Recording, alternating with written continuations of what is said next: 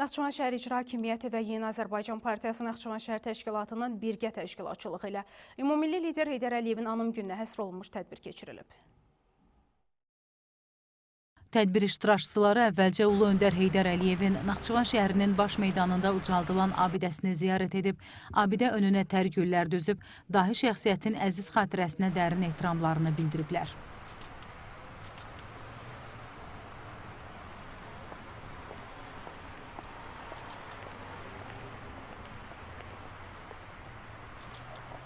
Daha sonra iştirakçılar Heydər Əliyev muzeyini ziyarət edərək ümummilli liderin zəngin dövlətçilik irsi, həyat və fəaliyyəti barədə geniş məlumat əldə ediblər. Liderimiz Heydər Əliyevin həyat yoldaşı Zərfə xanım Əliyevanın əməkdar rəssam Telman Abdinov tərəfindən çəxan üzərində yağlı boya ilə seçilmiş portreti və Tədbirin əvvəlində dahi şəxsiyyətin əziz xatirəsi bir dəqiqəlik sükutla yad edilib.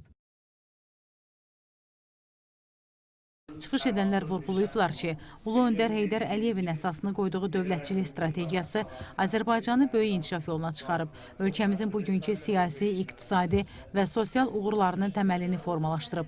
Tədbirdə həmçinin qeyd olunub ki, ümummilli liderin siyasi xəttini bugün ölkə prezidenti cənab İlham Əliyev uğurla davam etdirir.